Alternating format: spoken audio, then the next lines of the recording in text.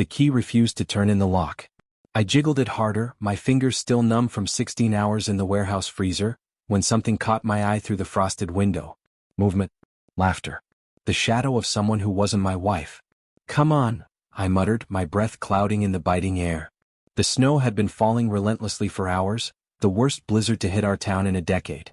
The radio had warned about people dying from exposure, but I'd still dragged myself through the treacherous roads, desperate to get home. My back ached from lifting twice my usual load because Rick hadn't shown up for his shift. Again. All I wanted was a hot bath and the comfort of Mara's smile, despite our fight about money yesterday. Instead, I was locked out of my own house with my key suddenly useless. That's when I noticed the unfamiliar luxury car parked in our driveway, half covered in fresh snow. A chill that had nothing to do with the -25 temperature crept up my spine. I peered through the window and saw Mara sitting in our living room, a glass of red wine in hand. Across from her sat Zane, her brother, gesturing animatedly as he spoke. Mara's smile looked strained, her posture tense even as she forced a laugh at something he said. I knocked on the window harder than I intended. Zane's head snapped toward me, his eyes narrowing. He whispered something to Mara, whose face instantly drained of color. She turned away as Zane stood up and walked deliberately toward the door. "What are you doing here?" he asked when he finally opened it, blocking the entrance with his body, keeping me in the cold. "What am I doing here?" "I live here," I said, trying to look past him to catch Mara's eye. "Let me in, Zane. I need to talk to my wife." "Mara doesn't want to see you." His voice was eerily calm, almost pleased. "It's over between you two. She's made her decision." "What are you talking about?" "We had an argument about finances, that's all. Let me talk to her." I tried to push past him, but he was surprisingly strong. "Leave Alex or I'll call the police. Trespassing is a serious offense." The slight smirk on his face made my stomach turn. "Mara," I called out. "Mara, please. What's going on?" No response. Just Zane's smug face as he slowly closed the door. I stood there, snowflakes accumulating on my shoulders, disbelief turning to anger, then to a gnawing fear. My phone buzzed in my pocket. A text from Mara: "Go away. It's over between us. Don't come back." I read it 3 times, my hands shaking now not from cold but from shock. This made no sense. Just yesterday morning she kissed me goodbye, told me to be careful on the icy roads. Something was terribly wrong. A faint whimpering sound caught my attention. I followed it around to the back of the house, where I found Mark, our golden retriever, tied to the garden shed, shivering violently in the snow. Rage flared in my chest. Mara adored this dog. She would never leave him out in weather like this, not for any reason. "Hey buddy," I whispered, untying him and rubbing his cold fur. "What's happening, huh?" Mark nuzzled against me gratefully, his front paw limping slightly as he moved. I took one last look at our bedroom window. Through the gap in the curtains, I could see Mara sitting on the edge of our bed, her face buried in her hands. She was crying. Zane stood over her, his mouth moving rapidly as if giving orders. Something was very wrong. This wasn't a simple breakup. This wasn't Mara. I pulled out my phone, opened the camera, and zoomed in, recording what I could see through the window. My fingers were nearly frostbitten, but I kept filming until Zane yanked the curtains closed. "Come on, Mark," I whispered, tucking my phone away and wrapping my scarf around the dog's neck. "Let's get somewhere warm. Then we'll figure this out." As we trudged through the deepening snow, away from the only home we'd known together, the wind howled like a warning. But I couldn't shake the image of Mara's face, not angry, not cold, but terrified. Whatever game Zane was playing, whatever was happening in that house, I was going to find out. Because the woman who sent that text wasn't the woman I married. And I wasn't going to abandon her, even if she'd apparently abandoned me. The wind cut through my jacket like it wasn't even there. Mark limped beside me, occasionally whimpering when his paw hit a particularly icy patch. My phone battery was nearly dead after failed attempts to call Leo, my best friend since college. The temperature had plummeted to -25 according to the bank sign we passed, its red numbers seeming to mock our predicament. "We'll find somewhere warm soon, buddy," I promised Mark, though I wasn't sure who I was trying to reassure more, him or myself. My mind kept replaying memories of Mara, trying to make sense of what had just happened. We'd met in university when she was just a simple girl, as she used to call herself, working part-time at the campus bookstore to pay her tuition. I fell for her authentic laugh, the way she'd get lost in thoughts staring at rain patterns on windows, how she always remembered everyone's birthdays. But things had changed in the last 2 years, hadn't they? Ever since her stepfather Gordon suddenly came into money. Mara had become increasingly tense, secretive. I'd catch her ending phone calls abruptly when I entered a room, hiding her screen when I walked by. There were nights I'd wake to find her silently crying, claiming it was just stress when I asked. And Gordon, something about that man always felt off. The way his smile never reached his eyes, how Mara would stiffen whenever he called. I'd overheard fragments of their conversations, always tense, always ending with Mara looking drained. Lost in these thoughts, I almost walked past Louis' cafe without noticing it. The familiar neon sign flickered through the snow, the place where Mara and I had our first dates years ago. Mark nudged my leg as if making the decision for us. When I pushed open the door, the rush of warm air was almost painful against my frozen face. The cafe was empty except for a middle-aged waitress wiping down counters. She looked up, recognition dawning on her face. "Alex? Is that you under all that snow?" Rosie had been serving us coffee for years. "And Mark, what are you two doing out in this weather? You look half frozen. Where's Mara?" You two were always joined at the hip. I stood there, dripping melted snow onto the welcome mat, unsure how to answer. Something in my expression must have told her enough. "Sit down," she said firmly, gesturing to a booth. "I'll get some coffee in you. The dog can stay too. Health inspectors aren't braving this storm." 10 minutes later, with hot coffee warming my hands and a free sandwich in front of me, I found myself telling Rosie everything. The locked door, Zane's smugness, Mara's text, finding Mark tied outside. "That doesn't sound like the Mara I know," Rosie frowned, refilling my cup without asking. "That girl loves you and that dog more than anything. Something's not right." "You're telling me," I sighed, watching Mark devour the turkey scraps Rosie had sneaked him.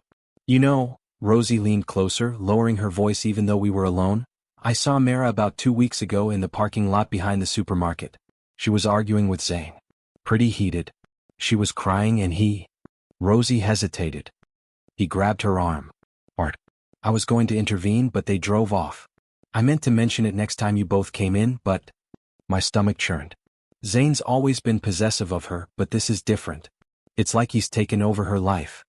The bell over the door jingled, and an elderly man shuffled in, brushing snow from his coat. He ordered coffee and sat at the counter, occasionally glancing our way. "You need a place to stay tonight?" Rosie asked, eyeing the worsening storm outside. I nodded, the exhaustion of the day finally hitting me. I tried calling my friend Leo but my phone died. "Use mine," she offered, handing me her cell. "Meanwhile I'll make up the storage room in back. Not fancy but it's warm." Around 3 in the morning, Leo arrived in his pickup truck, carrying warm clothes and a blanket for Mark. His usually jovial face was serious as he helped me load Mark into the truck. "I've been worried about Mara for months," Leo confessed as we drove through the deserted streets. "She changed after Gordon started taking her to those strange business meetings. Always came back looking haunted." "Why didn't you say something?" I asked, hurt that my best friend had kept such concerns to himself. Leo gripped the steering wheel tighter. "I tried, man. Remember that barbecue last summer? When I mentioned Gordon's new associates looked shady? You told me I was being paranoid. I did remember and shame washed over me. I'd been so focused on working overtime, on building our savings, that I'd missed what was happening right in front of me." "You can stay with me," Leo continued, pulling up to the tiny apartment above his uncle's garage. "It's not much, but it's warm and Gordon doesn't know about it." As I carried an exhausted Mark up the narrow stairs, I realized just how quickly my entire life had unraveled. 12 hours ago I had a wife, a home and a normal life. Now I was essentially homeless, clutching a limping dog, with nothing but questions burning in my mind. "We'll figure this out," Leo promised as if reading my thoughts. "Whatever's going on with Mara, we'll get her back." I nodded, too tired to speak. But as I settled onto Leo's lumpy couch, Mark curled against me for warmth, one thought crystallized through my exhaustion. Mara wasn't just my wife, she was in trouble. And somehow I was going to find out what kind of hold Zane and Gordon had over her. On the 3rd day at Leo's place I finally charged my phone and turned it on. The constant buzz of incoming notifications made Mark lift his head from his makeshift bed, ears perked with curiosity. 34 messages, I muttered, scrolling through with increasing disbelief. The first few were from Mara, each one more formal and cold than the last. "Don't come home. I need space. I've left some of your clothes in a box on the porch. Pick them up when I'm not there. Please respect my decision. This isn't working anymore." No explanation. No emotion. Nothing that sounded like the woman who'd whispered "forever" against my lips on our wedding day. Then came messages from Zane, indirect threats wrapped in concern. She's better off without you. Let her move on. Stay away if you know what's good for you. Don't make this messier than it needs to be. My finger hovered over the call button, tempted to confront him when my phone rang.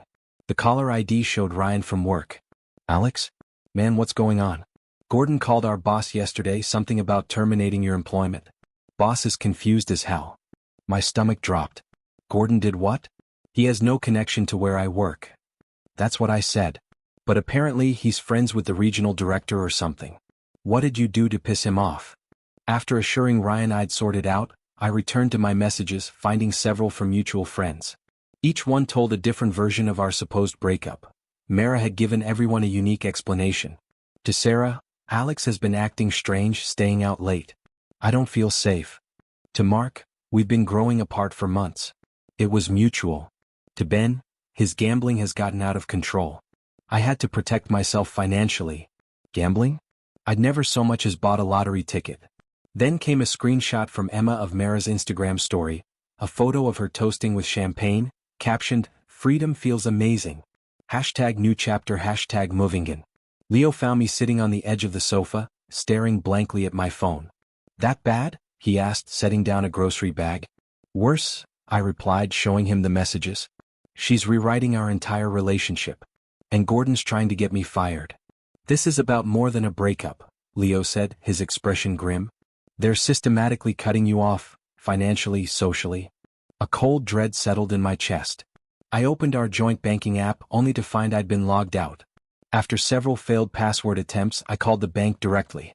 I'm sorry, Mr. Hayes, but Mrs. Hayes changed the account access protocols 2 months ago, the representative explained. I can only confirm that the account exists, not the balance. 2 months ago? My voice cracked. That's not possible. I used it last week. According to our records, you were using a limited access view. Oh, her tone changed. There's also a loan application submitted yesterday under your name. Would you like to confirm the details? My head spun. I never applied for any loan. After filing a fraud alert, I drove through still snowy streets to our bank's main branch, where I emptied my personal safety deposit box. Among my documents was a folder I didn't recognize, photos and papers I'd never seen before. In them, Mara stood next to Zane and several well-dressed businessmen in casual settings. Yacht parties, private rooms at expensive restaurants. In one photo, she was leaning close to a gray-haired man while Zane watched approvingly from the background. Deeper in the pile, I found bank statements showing regular transfers from our joint account to an account under Zane's name going back 3 months. Further down were consistent payments to something called Global Vest Holdings. At the bottom of the box was an old family album of Mara's I'd never seen before. Inside were childhood photos of Mara, but also pictures of a boy who looked exactly like her, with the same dimpled smile and expressive eyes. A twin brother? I whispered to myself, flipping through images of them building snowmen, blowing out birthday candles together, always inseparable. Then devastating proof, a death certificate. Michael Foster, aged 14. Cause of death, accidental drowning. Ice-related incident. Mara had never mentioned a brother, let alone a twin who died tragically. How could she keep such a crucial part of her life from me? As I sat in my car processing this revelation, my phone rang with an unknown number. I almost ignored it, but something compelled me to answer. Alex Hayes. A woman's voice, unfamiliar but urgent. Yes. My name is Cora. I'm Mara's aunt, her mother's sister. She spoke quickly, nervously. We've never met because Gordon wouldn't allow it. Listen carefully, Mara is in danger. She always has been. My grip tightened on the phone. What kind of danger? Not over the phone, she insisted. Meet me tomorrow at Hillside Cafe, the one on the outskirts. Come alone. She paused. And Alex? Watch your back. Gordon has eyes everywhere. The line went dead, leaving me staring at a photo of young Mara and her twin brother, their arms around each other, snowflakes in their hair, their smiles untouched by whatever darkness would later engulf their family. Mark whined softly from the back seat, sensing my distress. I know, buddy, I said, starting the car. Nothing makes sense anymore. As I pulled away from the bank, I couldn't shake the feeling I was being watched. In my rearview mirror, a black sedan pulled out several cars behind me, keeping a consistent distance as I headed back to Leo's. The Hillside Cafe sat perched on the edge of town, its weathered exterior promising anonymity. I arrived 20 minutes early, selecting a corner table with a view of both the entrance and the parking lot. Old habits from my security training days. A woman in her 50s with salt and pepper hair walked in precisely at noon. Though I'd never met her, I immediately recognized Mara's eyes in her face. The same amber flecks around the pupil, the same slight asymmetry. "Alex," she said, sliding into the seat across from me. No handshake, no pleasantries. "Thank you for coming." "You said Mara's in danger," I replied, keeping my voice low. "I need to know everything." Cora ordered coffee, waiting until the server left before speaking. "Mara has been afraid of Gordon since he married her mother 15 years ago. She was just a child then. She never told me that. She hardly speaks about him at all. That's the fear talking." Cora's hands trembled slightly as she added sugar to her coffee. "When Gordon first came into their lives, he was charming, generous. Beth, Mara's mother, fell hard for him. But once they were married, he changed. Became controlling, manipulative. I thought of the few times I'd met Gordon, how Mara would tense up around him, her smile becoming fixed and unnatural. What about her brother? I just found out she had a twin. Michael?" Pain flashed across Cora's face. Michael was protective of both Beth and Mara. He stood up to Gordon even as a teenager. He saw through Gordon's facade.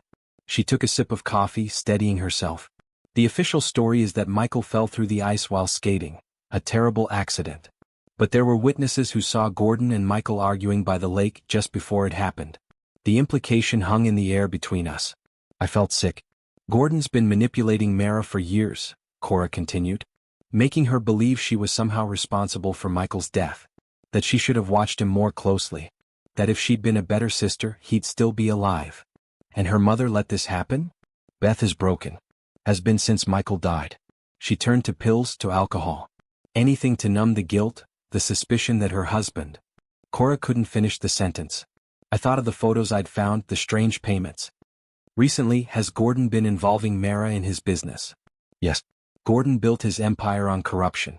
Money laundering, bribes, extortion. He keeps it in the family, less risk that way. Zane has always been his enforcer, but Gordon needed a respectable face for certain operations. And that's Mara." The pieces were falling into place.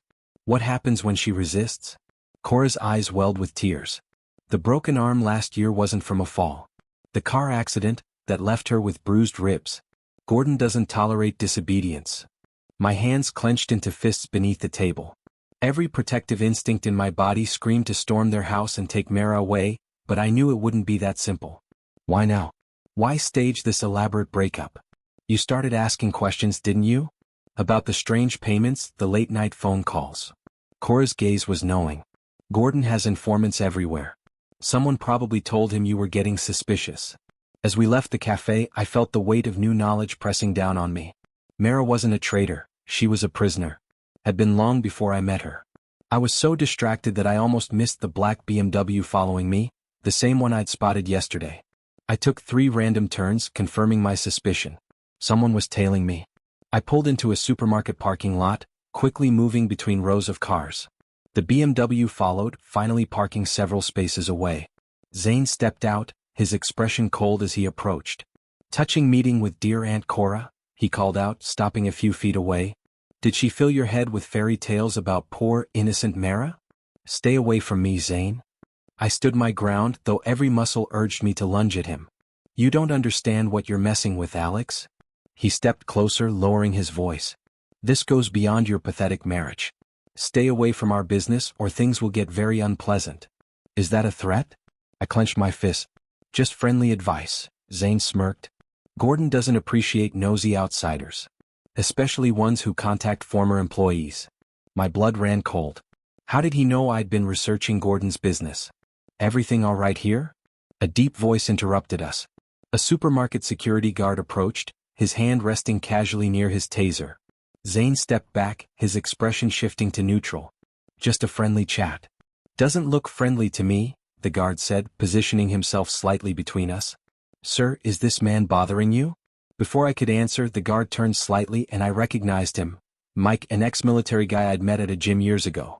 Zane must have sensed the recognition between us because he retreated toward his car. "Remember what I said, Alex. For your own good." After he drove away, Mike turned to me with concern. "That guy's bad news. His family too. You know them? My sister worked as an accountant for their corporation for 6 months. Quit after seeing things she shouldn't have. Mike glanced around the parking lot. Listen, my shift ends in 20 minutes. You should come with me. There's someone you need to meet. As I followed Mike to his truck later, I texted Mara, feeling a desperate need to reach her. I know about Gordon and about your brother. Talk to me. I can help. An hour passed before her reply came. Be extremely careful. They're watching everywhere. Supermarket at 8. I arrived at the supermarket an hour before the meeting time, my nerves wound tight as piano wire. Mike had helped me formulate a plan, positioning his friend Leo near the store's security office, where he could monitor the surveillance cameras. If anything goes wrong, we'll be watching, Mike had assured me, slipping me an earpiece disguised as a Bluetooth headset. Just tap it twice if you need us to intervene. I wandered through the aisles, pretending to shop while scanning for faces that might be Gordon's men. The frozen food section, furthest from the main entrance and with limited camera coverage, seemed like the most likely meeting spot. Heads up, Leo's voice crackled through my earpiece. Woman entering, large sunglasses, blue coat. Looking nervous. My heart hammered as I spotted Mara walking cautiously between the aisles, glancing over her shoulder every few steps. Even from a distance, I could see her tension in the rigid line of her shoulders, the too tight grip on her shopping basket. When she finally saw me, her face remained carefully neutral, but her eyes, God, her eyes told a different story. Relief, fear, and something like desperation swirled in their depths. Pretend we're discussing groceries, she murmured as she approached, loudly asking, do you think these frozen peas are any good? I played along, keeping my voice casual while my eyes devoured the sight of her. She'd lost weight, and the large sunglasses couldn't completely hide the shadow of a bruise on her cheekbone. What happened to your face? I whispered, fighting the urge to reach for her. Not now, she replied, steering us deeper into the freezer section. I don't have much time. Zane thinks I'm picking up prescriptions. Mara, what's going on? Why the charade with our marriage? Her eyes darted around before meeting mine. I couldn't tell you the truth. They threatened you. Her voice cracked slightly. Zane showed me photos of you at work, at the gym, everywhere. He said it would be so easy for you to have an accident. Cold fury washed through me. Why now? What changed? Gordon found out you were looking into his business dealings. Someone at the bank told him you were asking questions about the transfers. She swallowed hard. Zane convinced him you were dangerous, that you'd contacted the tax authorities. I know, she interrupted. But Gordon believes Zane. He always does. She glanced at her watch nervously. Listen, I've been documenting everything for years, waiting for a chance to escape. She reached into her purse and pulled out a lipstick tube, pressing it into my palm. It's a USB drive. Financial records, offshore accounts, recordings of meetings. Everything you need to understand what we're dealing with. I pocketed it quickly. Come with me now. We can go to the police together. She shook her head, eyes welling with tears. They're watching my mother too. I can't leave her. And Gordon has police on his payroll, local ones at least. The text messages, the Instagram posts. They check my phone every day, she explained, pain evident in her voice. Had to make it convincing. I'm so sorry for what I said, for leaving Mark in the cold. Zane was watching, I couldn't. It's okay, I assured her, though nothing about this situation was remotely okay. I understand now. For a brief moment, her carefully maintained facade cracked, revealing the Mara I knew, my Mara. I've missed you so much, she whispered, her voice breaking. Before I could respond, her expression suddenly changed, eyes widening in alarm as she looked past my shoulder. What a touching reunion, Zane's voice sliced through the air behind me. I turned to find him blocking the end of the aisle, his expression coldly amused. Picking up prescriptions, Mara? How conscientious of you to check the frozen food section for them. Zane, Mara began, but he cut her off with a sharp gesture. Save it. Gordon was right about you. Always too soft. He stepped closer, eyes fixed on Mara's purse. What did you give him? Hand it over. Now. She didn't give me anything, I said, stepping between them. Zane's smile was chilling. Always the hero. You have no idea what you're involving yourself in. He lunged suddenly, shoving me aside and grabbing for Mara's arm. I reacted instinctively, driving my shoulder into his chest, sending us both crashing into a freezer door. The glass rattled but held. Run! I shouted to Mara, grappling with Zane as he tried to break free. From the corner of my eye, I saw her hesitate, then dart down the aisle toward the exit. Zane landed a sharp elbow to my ribs, momentarily stunning me. As I struggled to regain my balance, Mike appeared at the end of the aisle, security uniform imposing. "Problem here, gentlemen?" His hand rested casually on his taser. Zane straightened, smoothing his jacket. "Just a misunderstanding."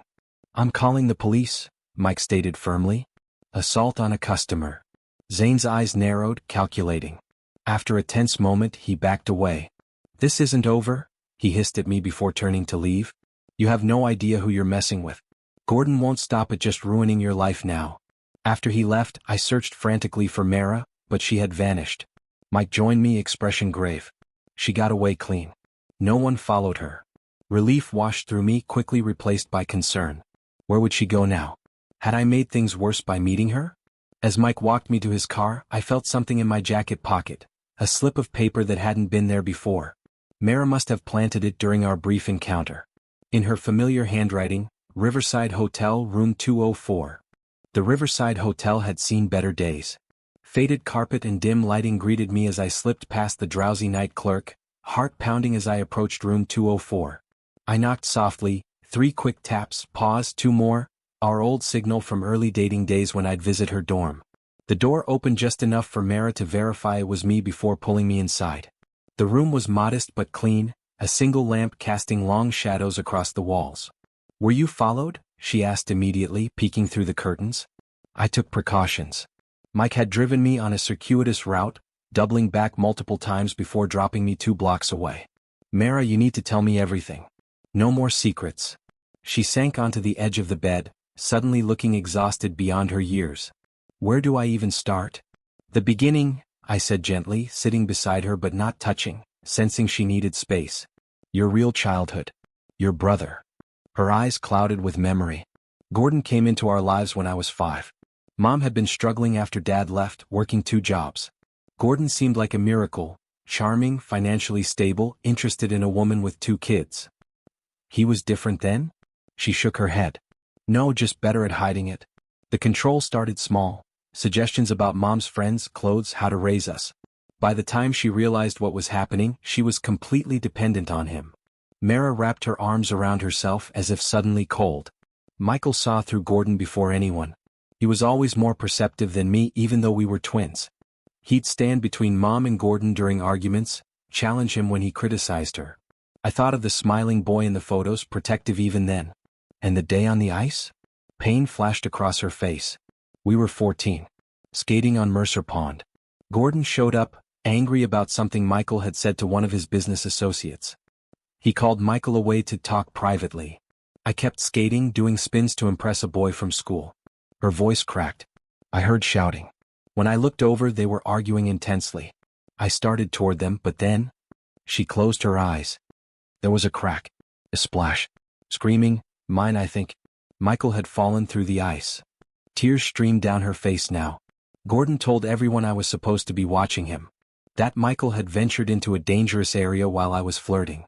He told me the same, over and over, until I believed it." "That wasn't your fault," I said firmly, finally reaching for her hand.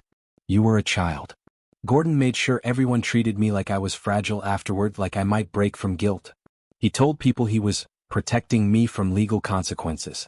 Created this narrative that I owed him. The manipulation was sickening. And your mother? Fell apart. Started drinking, taking pills. Gordon became her savior, too, managing her medications, her grief. Within a year, she was completely under his control." Mara stood, pacing the small room. "As I got older, Gordon began introducing me to his business associates. At first, it seemed innocent. Attend dinner parties, make polite conversation. Then came the documents he needed me to sign. Just formalities, he'd say. The shell companies, I guessed, remembering the financial records." She nodded. "It started small. Sign here, you're a board member of this charitable foundation. Sign there, you're a partial owner of this import business." Whenever I questioned anything, he'd remind me of Michael, of how he'd protected me. "And Zane?" Her expression hardened. "Zane is Gordon's son from his first marriage, not my blood brother. He's been Gordon's enforcer since I can remember. While Gordon plays the respectable businessman, Zane handles the intimidation, the threats. The accidents that happened when you resisted," I said quietly, remembering Cora's words. Mara pulled back her sleeve, revealing a scar I'd always believed came from a childhood fall. This was from questioning a transfer to an offshore account. The broken arm last year? I refused to attend a meeting with a judge Gordon was bribing. Each revelation felt like a physical blow. Why didn't you tell me? All these years. I was ashamed, she whispered. Afraid you'd see me differently, as damaged, complicit. And later, when I realized how dangerous Gordon truly was, I feared for your safety. She looked at me pleadingly. I kept hoping I could fix it myself, gather enough evidence to put him away without involving you. What changed? Why force our separation now? She sat back down, suddenly looking exhausted. Your questions about the bank transfers triggered alarms. Then Zane found an email where you'd contacted a friend at the tax office about unusual business deductions. I remembered the casual question I'd asked my former college roommate about tax regulations. Nothing specific, just general information. Gordon believes you're building a case against him. Zane convinced him you're more dangerous separated from me, where they can't monitor you. She took my hands in hers. The night you found me with Zane, Gordon had just threatened to have you permanently removed if I didn't cut ties completely. The USB drive from her purse now felt heavy in my pocket. What's on this? Everything, she said, her eyes suddenly fierce. Bank records, meeting recordings, photos of Gordon with officials he's bribed. I've been collecting it for years, waiting for the right moment. She glanced at her watch. But we have a bigger problem. Gordon's planning something major, a meeting with Senator Williams next week. A huge bribe to secure government contracts. We need to get this to the authorities, I said. Not local police, FBI maybe? A noise in the hallway made us both freeze. Heavy footsteps approached, then stopped directly outside our door. That's him, Mara whispered, face draining of color. Zane found us. The doorknob rattled. Mara's eyes widened in panic as she grabbed my arm, pulling me toward the bathroom. The window, she whispered urgently. It was small but just large enough for us to squeeze through.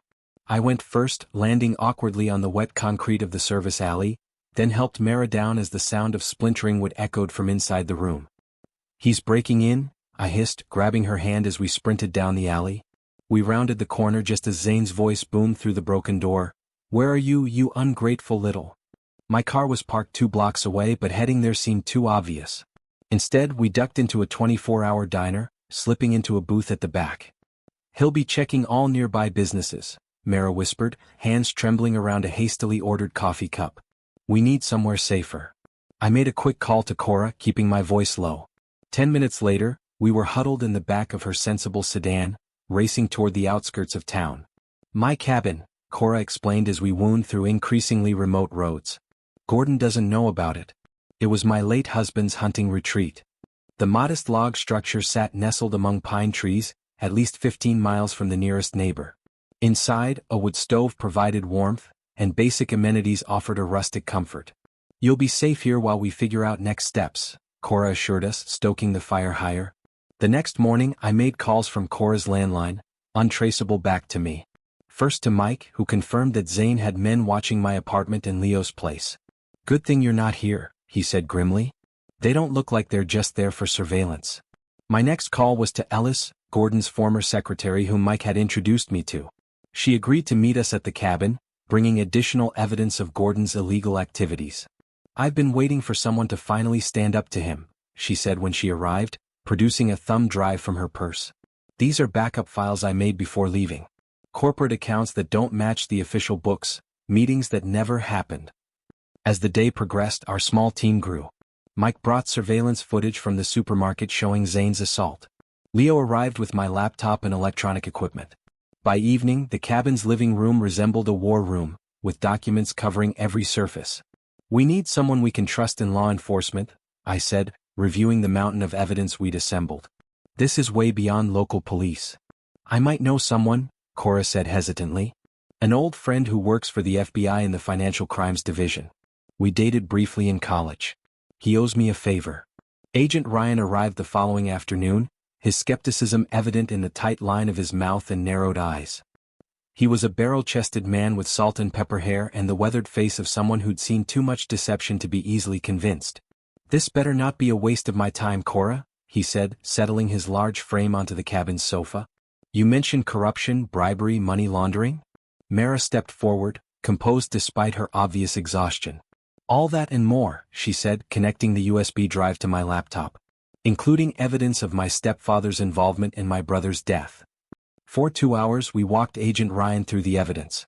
Bank statements showing millions flowing through shell companies. Recordings of Gordon discussing bribes with local officials. Photos documenting meetings with known criminals. The agent's expression remained neutral, but I noticed his note-taking became increasingly detailed. "This is substantial," he finally admitted, reviewing the files on Alice's thumb drive. "But prosecuting someone with Gordon's connections requires more than circumstantial evidence. We need someone on the inside." His eyes fixed on Mara. "Someone wearing a wire during these meetings." "No," I said immediately, standing up. "That's too dangerous. You have no idea what Gordon is capable of." Mara placed a hand on my arm. "It has to be me," she said quietly. "No one else can get close enough." Agent Ryan nodded. "We've been trying to build a case against Gordon Foster for years, but never had an insider. This could be our chance." I pulled Mara aside while the others discussed technical details. "This is crazy. If Gordon or Zane suspects anything—" "I've been playing a role for years," she interrupted, her expression resolute. Smiling, nodding, pretending not to understand the real conversations happening around me. "I can do this." "There has to be another way," I insisted, the thought of her returning to that house making my stomach twist with dread. "There isn't," Agent Ryan said, joining our conversation. "Without direct evidence of Gordon making illegal arrangements, these financial records only prove creative accounting, not crimes." Reluctantly, I helped formulate the plan. Mara would return home, claiming she'd been hiding from me after our confrontation at the supermarket. She would play the dutiful stepdaughter, regaining Gordon's trust while gathering information about the upcoming meeting with Senator Williams. "I'll say I was afraid Alex was stalking me," Mara explained, rehearsing her story. "That I panicked after seeing him at the supermarket. Gordon's suspicious by nature," I warned. "He won't just welcome you back. Zane will back her story," Agent Ryan pointed out. "He witnessed the altercation. From their perspective, it makes sense she'd run and hide."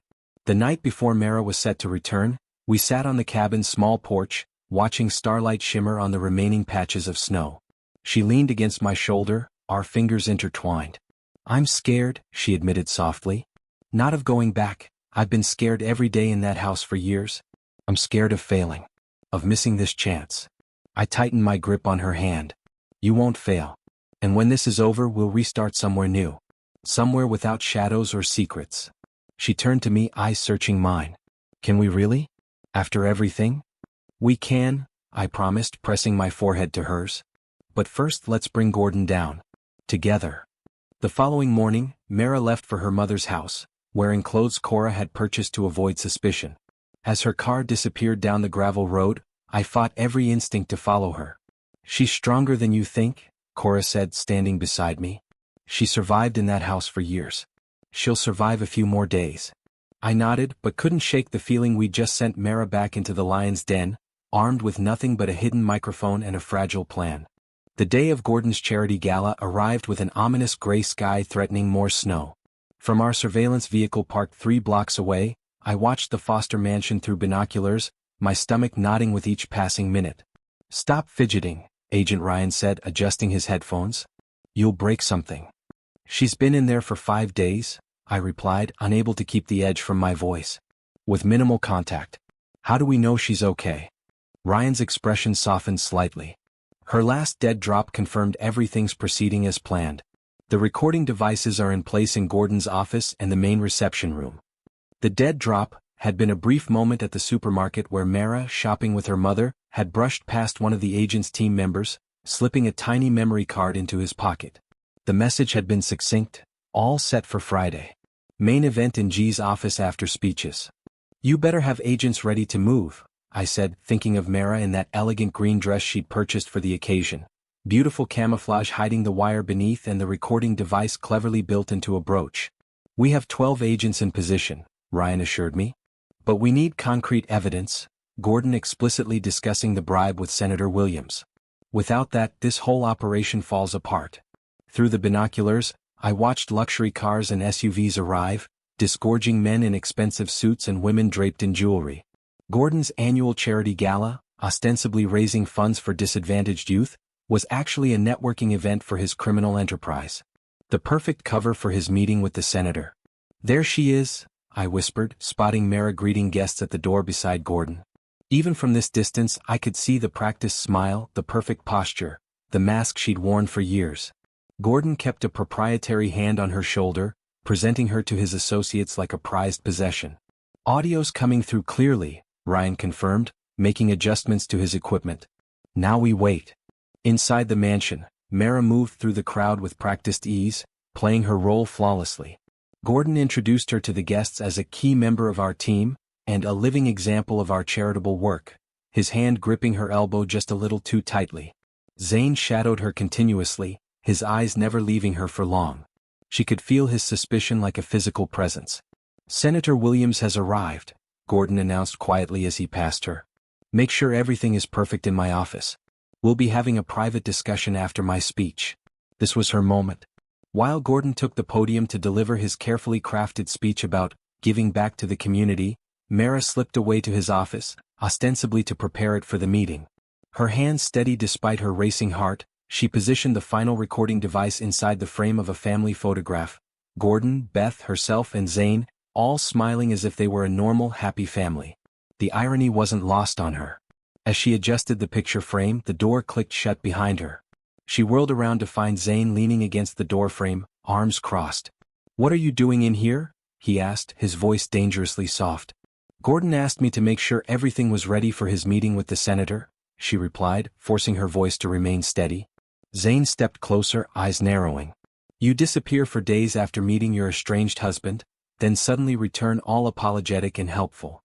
Now I find you skulking around in Gordon's private office." He smiled coldly. "Do you think I'm an idiot?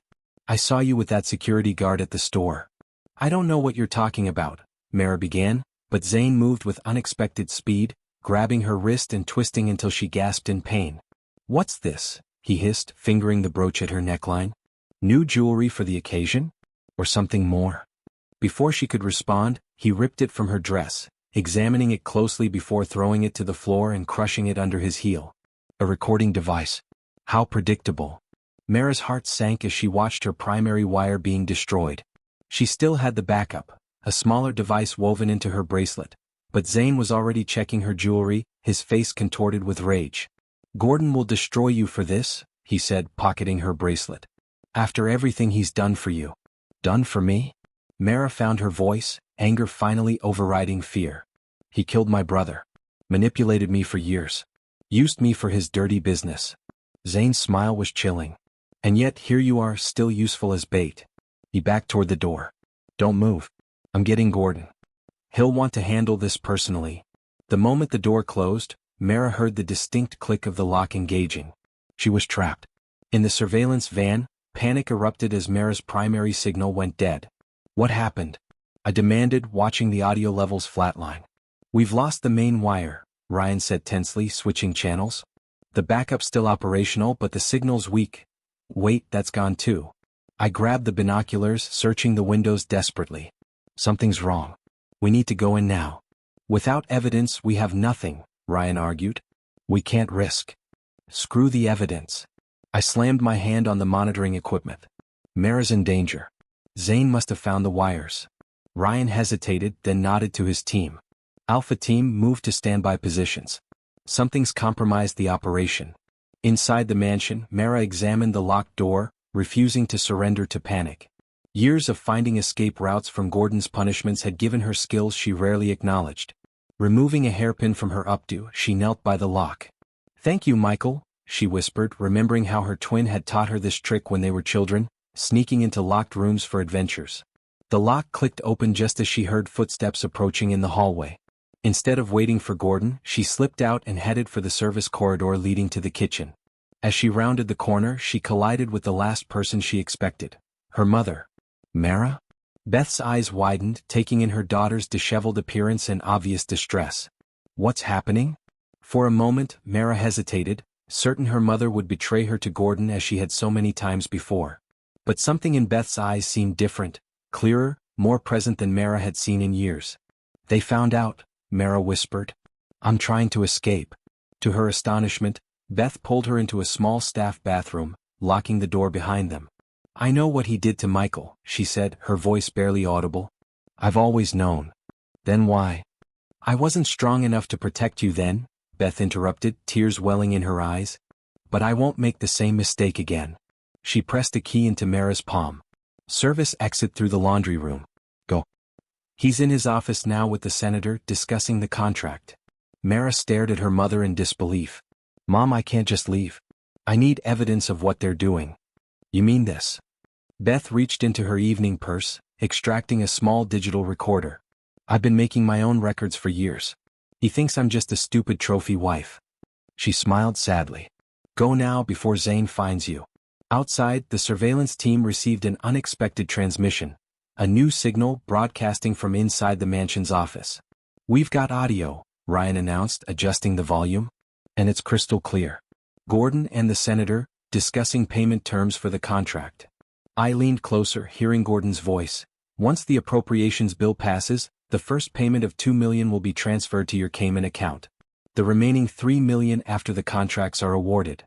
"This is it," Ryan said, eyes widening. "This is everything we need." But I was already heading for the door, unable to wait any longer. "I'm going in. Mara's still in there." "Hayes, wait." Ryan called after me.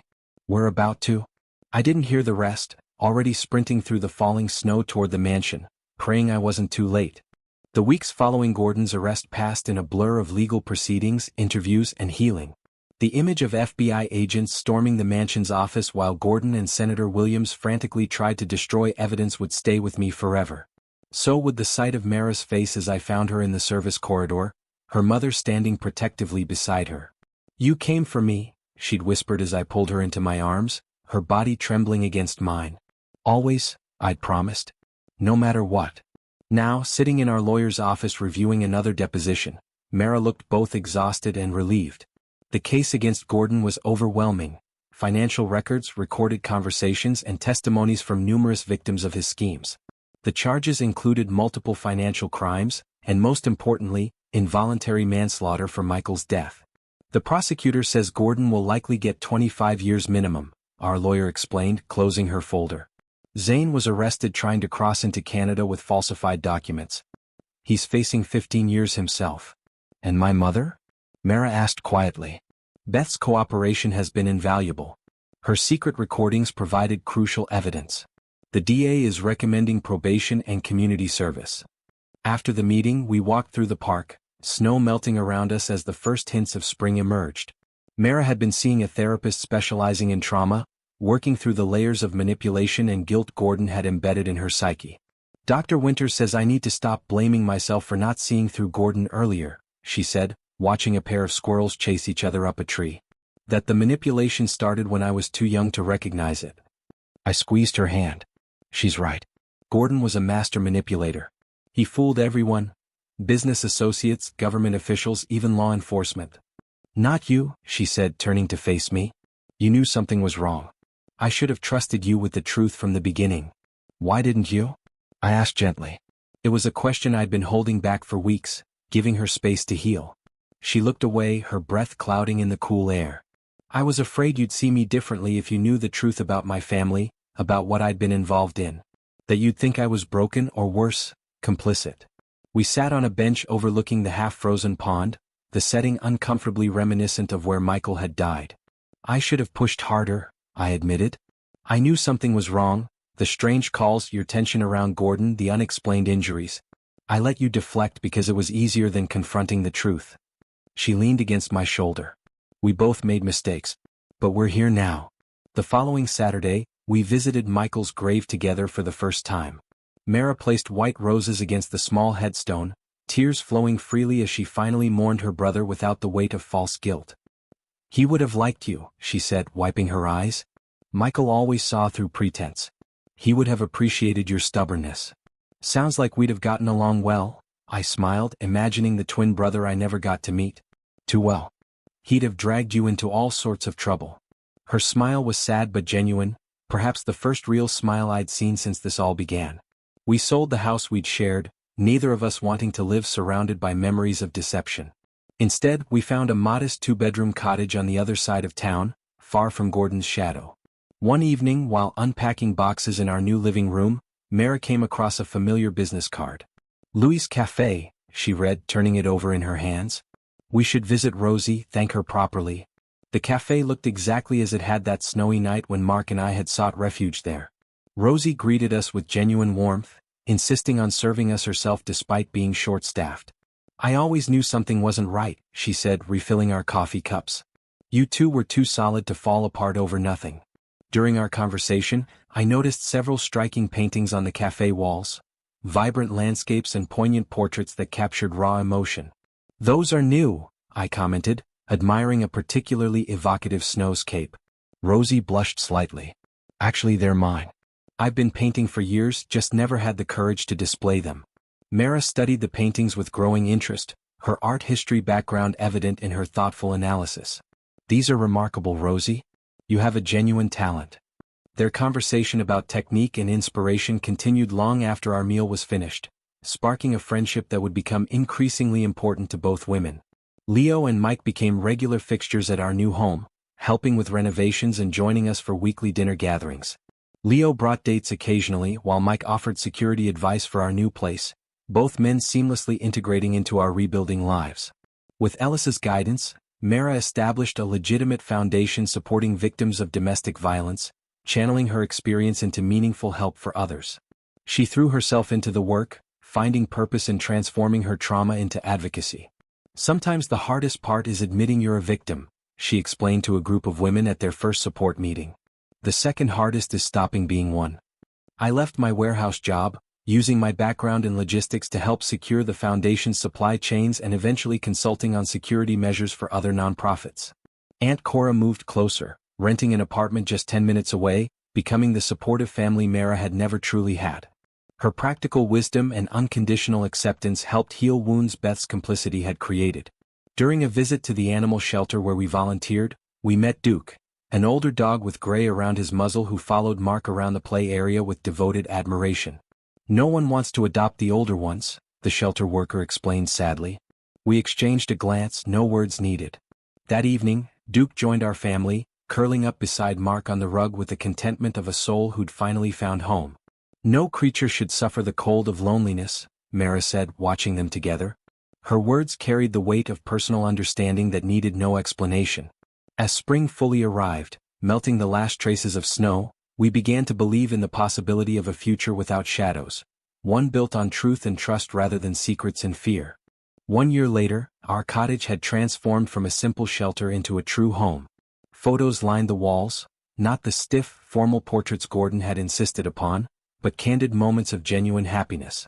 Mark and Duke slept by the fireplace, the older dog's head resting on the younger's flank, their unlikely friendship a daily reminder that healing was possible at any age.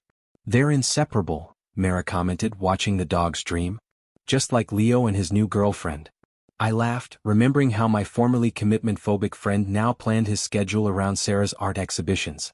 Leo had become our most frequent visitor, helping with foundation investigations and bringing us updates from Mike, who'd been promoted to head of security at the mall. "Rosie called earlier," Mara said, curling beside me on the sofa. "The gallery sold 3 more of her paintings this week." Rosie's artistic career had blossomed with Mara's encouragement, her raw, emotional landscapes now displayed in a local gallery. One of her snow scenes, a solitary figure finding light amid darkness, hung prominently in our living room, a gift that acknowledged our journey without dwelling in its shadows. The spring sunshine streamed through windows that faced east, Mara's deliberate choice, embracing the morning light rather than the sunset views our old house had featured. "Agent Ryan called," I said, stroking her hair. "The FBI finally closed the last case against Gordon's empire. That shell corporation in Singapore was dismantled." She nodded, her expression serene. 25 years. Part of me still can't believe he'll actually serve his sentence. The evidence was overwhelming. Even his expensive lawyers couldn't spin it away. My phone buzzed with a text from Agent Ryan. "Special Commission reviewing Michael's case officially cleared Mara of any involvement. Records updated to reflect Gordon's responsibility." When I showed her the message, tears welled in her eyes. After all these years. The emotional closure couldn't erase the past, but it validated her truth, something Gordon had methodically denied her since childhood. Later that week, Cora arrived with a surprising discovery. Old journals belonging to Beth that she'd found while helping clean out a storage unit. "I thought you should see these," Cora said gently, passing the worn notebooks to Mara. "They go back to when you were children." That night, Mara read through her mother's private thoughts, finding confirmation of what she'd long suspected. Beth had known about Gordon's abuse and manipulation but had been too trapped in her own trauma to protect her children. "She wrote about the night before Michael died," Mara said, her voice hollow. She overheard Gordon threatening him, but convinced herself it was just tough parenting. I held her as she processed this final piece of the puzzle. Not exoneration for her mother, but understanding of how completely Gordon had controlled their family. Spring bloomed into summer, and Mara completed her training as a social worker, specializing in helping victims of psychological abuse. Her therapy groups grew, her first-hand experience providing insight that textbooks couldn't teach. "Sometimes people ask how I can talk about it so openly now," she told me one evening as we walked the dogs around the neighborhood pond. "I tell them that secrets protect abusers, not victims." My security consulting business expanded to working with domestic violence shelters, implementing safety protocols for survivors at high risk. The work was fulfilling in ways my warehouse job never could have been, purpose born from pain. In July, we received an invitation to speak at a memorial ceremony honoring victims of domestic violence. Mara spent weeks crafting her address, determined to share her story without either sensationalizing or minimizing the complex reality of living under coercive control. The night before the ceremony, we sat on our back porch watching fireflies illuminate the garden we'd planted together. "Are you nervous about tomorrow?" I asked, noting the slight tremor in her hands as she sipped her tea. "Yes," she admitted. "But not in the way I used to be afraid. This is purposeful anxiety. I want to get it right for the people who need to hear it." The next day she stood before a crowd of survivors, advocates, and officials, her voice steady as she shared her journey from manipulation to freedom. "My story began with fear," she concluded, her gaze finding mine in the audience, "but it doesn't end there. Every day we choose to live in truth is a victory over those who would keep us silent." Snow began falling as we drove home that evening, the first early flurry of the season. Last year, the sight would have triggered anxiety for both of us, memories of that fateful night when I'd found Mark tied outside and my life upended. Now we watched the gentle flakes with a different perspective. At home, our friends waited with mulled wine and a warm meal, Rosie, Leo, Mike, Cora, and others who'd become our chosen family. As we gathered around the table, Mark and Duke settled at our feet, completing the circle. Mara paused by the window, watching the snow accumulate on our garden. "You know, I used to fear snow," she said reflectively. "It represented cold, loneliness, isolation." She turned to face the room, illuminated by candlelight and friendship. "Now I understand. Snow covers everything old so new life can emerge in spring." Leo raised his glass. "To people who are stronger than they believe and warmer than they know." The toast echoed around the table as I felt a profound sense of peace settle over me. The crisis that had seemed like an ending had actually been a beginning, of truth, of authentic connection, of a life without pretense. That night, as Mara slept soundly beside me, I gently stroked her hair, marveling at how we'd emerged from the storm. The nightmares came less frequently now for both of us. The hypervigilance was fading. We were healing. A text message interrupted my thoughts, a number I recognized as Beth's, recently released from her 6-month sentence. "Is Mara willing to talk? I have so much to make up for." I set the phone aside without waking Mara. Tomorrow would be time enough for her to decide, her choice, her terms. After a lifetime of others controlling her narrative, that freedom to choose was perhaps the most precious gift of all. Outside, snow continued to fall, no longer a symbol of betrayal but of renewal, covering the past so something new could grow when the seasons changed again.